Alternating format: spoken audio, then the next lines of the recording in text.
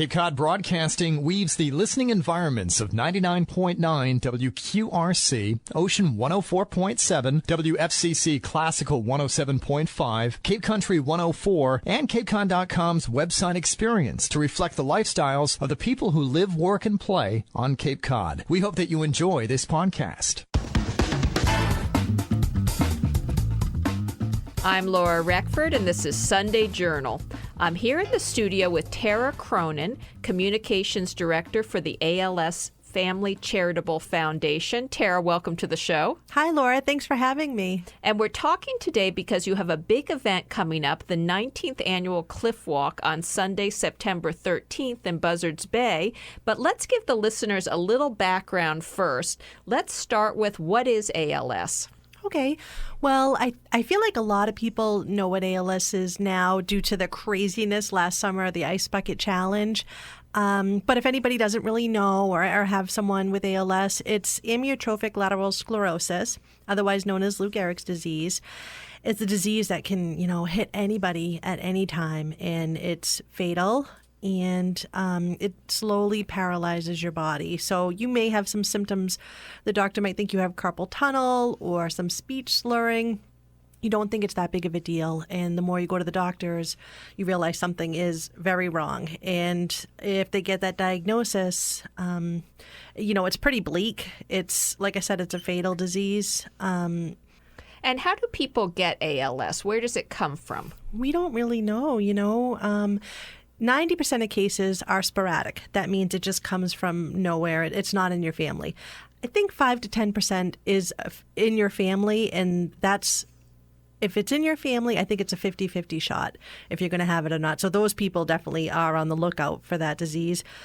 But the majority of people that I talk to and meet, they don't know where it came from. We don't know if it's environmental. We don't know if it's a gene. And that's what the researchers are just really trying to figure out. Did something trigger it, or, is it something inside you? As you mentioned, this used to be known as Lou Gehrig's disease. That's how many people first heard about it. Mm-hmm. Is that right? Yes, it was. If you could go back in history to when that came about, people really didn't know about this disease. Isn't that right?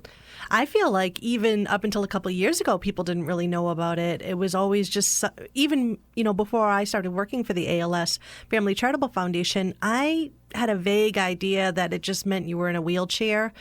I really had no idea of how horrific it is. So, but again, with the ice bucket, I think that everyone kind of knows how bad it is now. And it's something that you can talk to other people about, and right away they recognize what you mean by ALS. And you mentioned the Ice Bucket Challenge. We should touch on that because that really brought the disease to the fore. Yeah, that was the greatest thing. We were so happy to see that. It just came out of nowhere. No, I don't think anyone really expected that.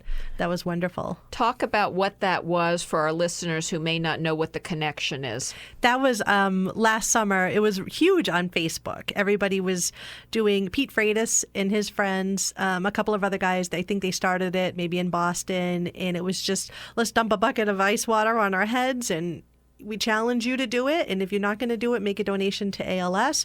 And it just went crazy. There was just videos all over the place. Famous people, your friends, family, pretty much everyone I know did it. Really brought ALS to the fore. And so how many people are affected across the nation or locally by ALS? That's the tricky thing about ALS is it's known as an orphan disease. So there's not so many people out there. That's why a lot of research isn't being done. There are a lot of researchers who are working hard on this, but it's not something that's government funded because it is kind of rare. And that works against us. It's a blessing that it's rare, but it also works against us in terms of getting funding for research and to help patients. And in terms of your foundation, are you pretty much focusing on people in the southeastern Massachusetts area, or what is your region and how many people have this disease in your region? Sure. We have, we service people all over New England. So anyone who lives in New England is welcome to come to us for our services. And I don't know how many people we have in New England right now. I know we probably have 12 to 15 on the Cape. And over the past few years, we've served about 30 families on Cape Cod. And as you mentioned, no cure for this disease. Is that right? No, unfortunately, there's no cure that we know of right now. And they're working very hard to try to find treatment options to slow it down, pause it, or cure it. A lot of research going into it, and as you said, the Ice Bucket Challenge, so successful. How much money came into ALS Research from that challenge? Do you know offhand? It was millions. Millions came in. I don't know offhand, but I think all over the country it was like $250 million. So it was a lot. And I know it kind of fast forwarded a lot of studies that were maybe on the back burner. And I've seen some patients say, now I've been included in this trial. Trials are very important to try to test on people and see what works and what doesn't work, and they're hard to get into.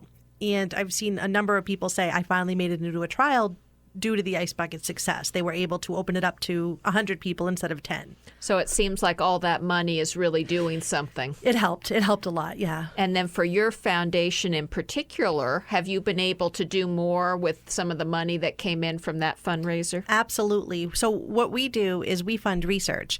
And also we help the actual patients. We do a lot of financial grants for just any kind of need that they have. Maybe they have a mortgage bill or medical bill, or they just need help with back to school shopping or family vacation, equipment, just things that they need. And we've definitely been able to help more families and help the families that we do have now more. So a wide range of services. You said about a dozen people on the Cape, but you help people all over New England as well. Yeah, we do. We're very proud of that we're a small organization. We're located in Buzzards Bay, but we are open to all over New England, and we really don't turn anyone down. It doesn't matter their financials. We don't care if you're working with another organization. We're happy for you. So even if you're getting help from someone else, still come to us, and we will be able to help you. And at what age do people typically get ALS? Can it be any age? It can be any age. I think everyone used to think it was mostly an older person's disease, but we see patients in their 20s. And I actually just talked to a gentleman yesterday who's 83 that just came down with ALS, so it's all over.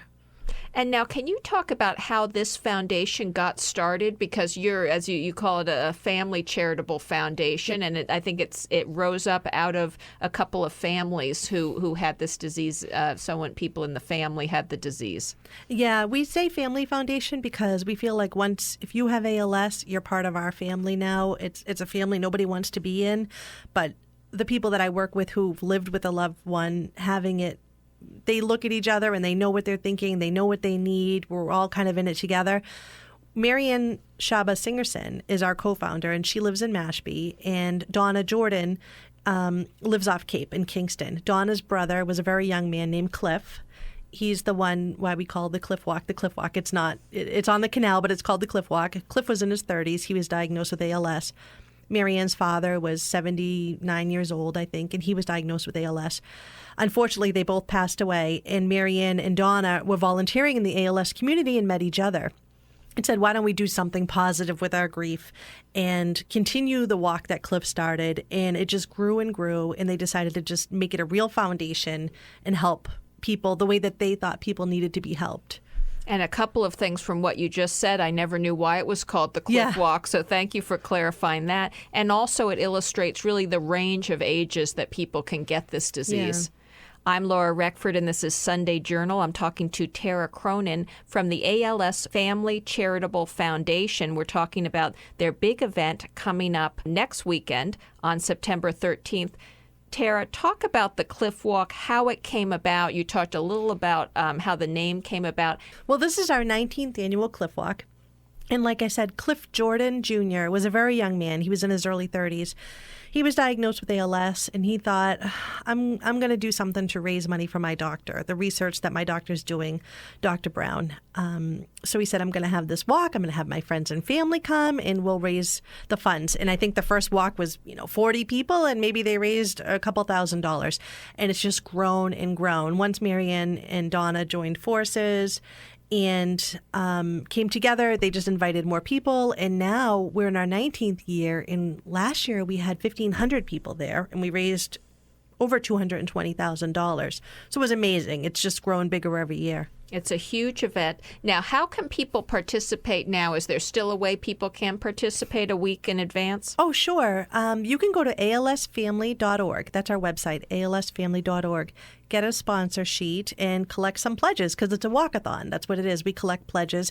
Or you can just show up that day and make a donation. We do allow the public to come, even if you haven't raised funds. If you just want to make We suggest a $10 donation per person, and you can have lunch, listen to the bands, play the raffles, get your face painted, jump in a moon bounce. So we definitely encourage the public to come, and anybody can start fundraising at any time. And it's alsfamily.org. Anyone can be a part of this event, and as you say, just show up that day or get organized in advance and have people sponsor you. Is the event rain or shine? It's rain or shine. And how long is the walk exactly? It's 7 miles. So what we do is we start at the Buzzards Bay Recreation Area. You walk 3.5 miles down, and then you turn around and come back. So we don't want you to keep walking. You have to turn around and come back. So walking along the canal, one of the nicest walks on the Cape. And is this typically your biggest fundraiser of the year? It is. This is our signature event. It's a huge event for us. And all these, I was amazed about how many people participate in this. Do they all know someone with ALS, or is it just that word has spread among friends and family members? I would say pretty much everyone that I know that goes to the walk does have somebody with ALS. A lot of people, even if their loved one passed away, they will still come back year after year. And those people just amazed me to kind of overcome that grief and come and still stand in that crowd and still do that in their family member's name. They'll make T-shirts with, their grandfather's picture on it or their grandmother. They'll make posters, and everybody in the family will come. It's kind of like a family reunion because we have some pretty big teams. Now, how important is this event in your annual fundraising? Where does this stand in terms of what you do throughout the year? It's definitely number one. This kind of keeps us going all year round. And so this really helps with your fundraising goals. And how much do you typically try to raise every year? Every year? Well, let's see. I would say $300,000 a year would be my guess. I don't know for sure, but we have a lot of events. We do a big golf tournament down at Pecasset, and then we have some smaller things. We do little poker tournaments. We have a beach party in the winter. All of our events are fun, and those we definitely encourage the public to come and have a blast, and also make a donation to charity while you're doing it. The Cliff Walk is something I've heard of for many years. And as you said, it's grown so rapidly over these years. So many people participate. Just to repeat again, how people can get involved with this, where they go for more information, and the times that they show up and where they show up. Okay, well, they can always call me, Tara, at 508-759-9696. That's our office number. The website is alsfamily.org. We're on Facebook. We're on Twitter. So just come to the walk that day, or you can raise money ahead of time. What time does the walk start that day? The walk begins, we ask everybody to come and register at 10 a.m. The Buzzards Bay Recreation Area, 10 a.m. We don't do any pre-registration. You just show up with your sponsor sheet or your online donations.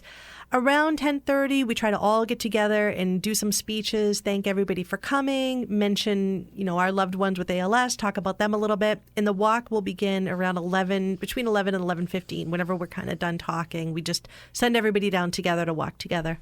And as you said, everyone walks together and then they come back and there's a luncheon. It's so much fun. We have hot dogs and hamburgers. The 99 comes and they do soup, and we have a couple different raffles. We have face painting, moon bounces. There's a cornhole game. There's a tug of war. There's 2 bands that are playing. So it's definitely a day for families. It's a great time. A lot going on that day, and people can, as you said, just show up, and it's the main events there, and the luncheon, that's all at the Buzzards Bay Park? Yep, everything takes place at the Buzzards Bay Recreation Area, right on Main Street in Buzzards Bay. Anything else in our last couple of minutes left, the message you'd like to leave with people about ALS, about this devastating disease, and how your foundation is trying to help? I would just like to say that our organization does a lot to help patients right now, a lot with financial needs. So if you know anybody with ALS, if you have ALS, please call us, please email us. We're here to help. Even if you're working with another organization, it's fine. All we want to do is help and just make the journey a little bit easier on you and your family. So definitely call me anytime, 508-759-9696, or you can look at our website, alsfamily.org, or email me, alsfamily@aol.com. And unfortunately, we're out of time. I've been talking to Tara Cronin of the ALS Family Charitable Foundation. Tara, thank you so much for being with me here today. Thank you. Thank you so much for having me. I'm Laura Reckford, and this is Sunday Journal. This podcast is a presentation of Cape Cod Broadcasting, which is solely responsible for its content. Thank you for listening. For more information, please visit us at capecodbroadcasting.com.